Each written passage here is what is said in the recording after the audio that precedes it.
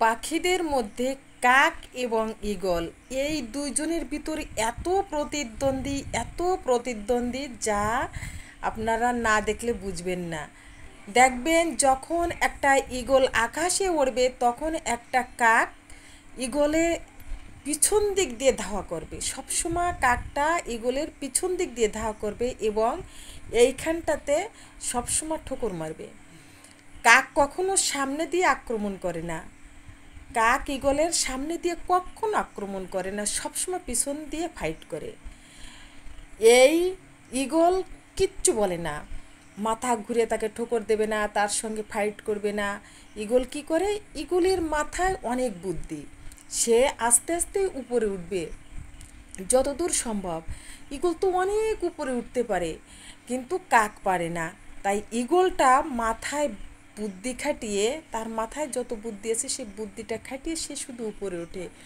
উপরে উঠতে উঠতে এমন একটা স্তরে চলে যাবে সেখানে কাক আর নিঃশ্বাস নিতে পারবে না, মানে অক্সিজেন তার ভারসাম্যটা রক্ষা করতে পারবে না, তার দম বন্ধ হয়ে যাবে। তাই সেই কাকটা সেখান থেকে নিজে থেকে নিচে পড়ে মারা যাবে। তখন ঈগল শান্তি পাবে, কিন্তু ঈগলের সঙ্গে কাক কি পারবে? পারবে না। তাই এই গল্পটা বলার উদ্দেশ্য হলো, আপনারও এমন লোক আছে আপনার আশেপাশে যে আপনার ভালো কোনো জিনিস সে দেখতে পারে না, সব সময় পিছন দিয়ে ফাইট করবে, পিছনে সমালোচনা করবে, পিছনে আপনার নিন্দা করবে। তাই কোনো কারোর কথায় কান দেওয়ার কোনো দরকার নাই। আপনি আপনার ইচ্ছা মতো চলেন, আপনার গতিতে চলেন, সবসময় আপনার গতি যত দূর আছে আপনি যেভাবে পারেন আপনার লক্ষ্যে পৌঁছানোর চেষ্টা করেন। আপনি পিছনে কে কি বলল না সেইটার দিকে কখনো কান দেবেন না, দেখবেন যে এক সময় তারা থমকে যাবে।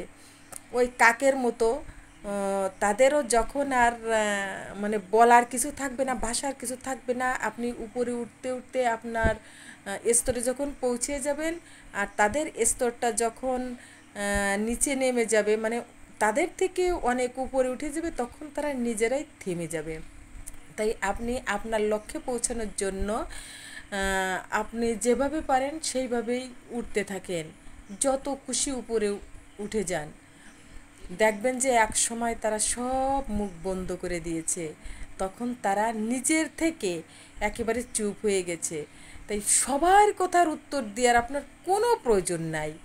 কখনো চিন্তাও করবেন না যে আপনি প্রতিটা মানুষের কথার উত্তর দেবেন, প্রতিটা মানুষের সঙ্গে ফাইট করবেন, প্রতিটা মানুষকে আপনি অ্যালাউ করবেন, কখনো না। আপনি আপনার মতে কাজ করে যান, দেখবেন যে তারা একসময় আপনার সফলতা দেখে, আপনার আকাঙ্ক্ষা দেখে যখন তারা দেখবে যে না আর পারা যায় না, তখন নিজে থেকেই থেমে যাবে। সমাজে এমন লোকের অভাব নেই, তাই নিজে যা পারেন তাই করবেন। অপরের কোনো কথা শোনার কোনো দরকার নাই, অপরকে সময় দেওয়ারও কোনো দরকার নাই। আপনি একা আছেন, ভালো আছেন, একা থাকবেন, ভালো থাকবেন। ওই যে মানে চারিপাশের হাজারটা বন্ধু বা হাজারটা প্রিয়জন আপনজনের কোনো দরকার নাই। আপনি একা ভালো থাকবেন, একা আপনি চলতে শেখেন, একা উড়তে শেখেন, অনেক ভালো থাকবেন, সবার থেকে দূরে থাকবেন, সতর্ক থাকবেন।